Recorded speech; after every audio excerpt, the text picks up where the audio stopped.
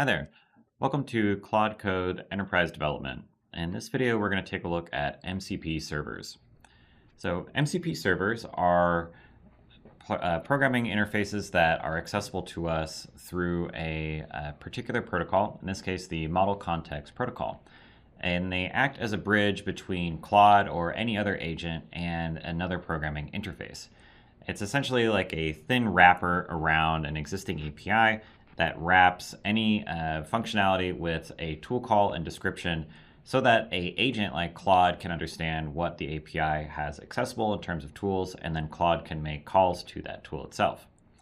What you might use the MCP server to connect to, well, there are all kinds of, basically this question is kind of like asking like, what could you do with an API? Well, you could connect to a source control system, you could talk to databases, you can connect to really any system that has a programming interface. They are run as a separate service. They can be run locally with a few different transport protocols, or they can be networked as well, and Claude can interact with them. For security and control, permissions are always explicitly defined for these servers, and the access is scoped for particular operations that are allowed. Credentials normally, we're going to look at a local MCP server, but generally speaking, you would authenticate with these servers with a token, and that way you have scoped permissions. Some of the common use cases, again, would be reading and updating from repositories, querying, documentation or wiki sets, like running database calls. We're going to look at a demo app today, which would talk to an MongoDB server. So yeah, without further ado, let's jump in and take a look at what we would define here. So we're in VS Code, and for a local MCP server that we've defined, we would create a .mcp.json file. And for the MCP servers, we have here a to-do DB. We're going to define the type of MCP server as a standard IO for the protocol channel, the command that we're going to use to run it, and then what the arguments are here. So we're pointing it to a server.py file. And then we also give it a environment variable here. So we have a MongoDB URI where our local database is running. We have a to-do app which keeps track of just some tasks that we wanted to create, read, update, or destroy. And we'll also take a look at what this server is defined as. So we have it here in our VS Code. Quickly, we'll just kind of go through the server.py file. This is just an example application. We're going to use, we have the FastMCP library here. There are a lot of ways for you to write this protocol.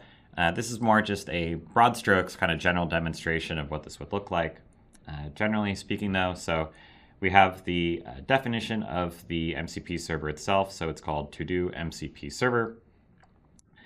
We have a getDB. This is just a helper that we've defined to connect to the MongoDB database using our MongoDB URI. And it uses the same database as the actual client application is running. We also have a server tool defined. Again, just we have a get to-dos function, so basically just fetching the to-dos sorted by the newest and returning a structured list. We have a server tool as well for counting how many to-dos we have, as well as searching across them.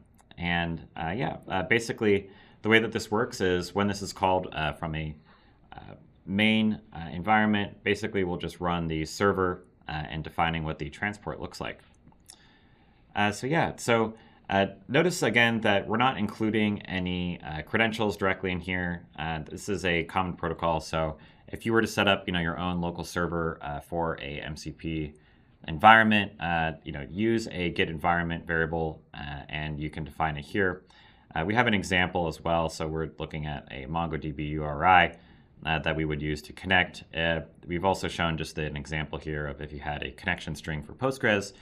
Again, the purpose of the demonstration isn't necessarily to get into the nitty-gritty of this Python library, but we're more just kind of giving you a showcase of a local server that if you had a database running, what it would look like to connect to it. In addition to that, we also have a number of MCP servers that we are running already. So if we jump up here and we run /MCP, so not only do you have the option of connecting to a local MCP server, but There are networked servers that are run by other companies as well. So Figma is a design company. We have a video on connecting to that in another course here on Stormwind. We also connect to Linear, which is a ticket tracking, Notion, which is accessible for any kind of documentation or knowledge base. Playwright is a web front-end testing framework. So you can see where all of the MCP servers are that are connected. We also have some that are connected through the Claude desktop app down here. So we have Cloudflare, GoDaddy, Linear again through the desktop app.